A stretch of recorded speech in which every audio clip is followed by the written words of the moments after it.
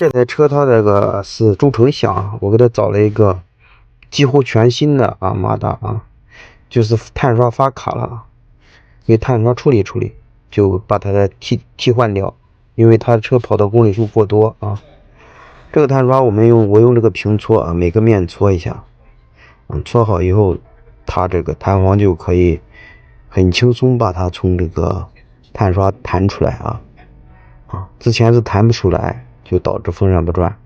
我们用4根牙签插到这个洞里面，把碳刷卡住就 OK 了。那这里面中间这个里面是有个垫子的这里面的垫子不能丢了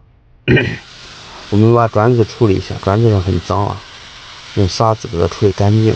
处理干净以后，这个的话它用的更耐用力度更足就是跟新的一样基本上。像这种都是4S店打下来的，把垫片装进去就是保修的那种这个马达修下去还可以继续使用中程都是好的，基本上用了几万公里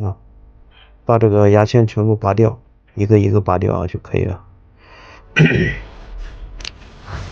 这边4个拔掉以后，我们手要放平这样往上面一怼就 OK 了，是不是看起来很简单把这个用钳子剪紧就可以了。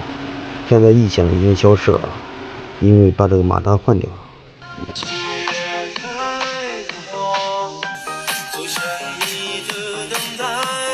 关注小张，修车不慌。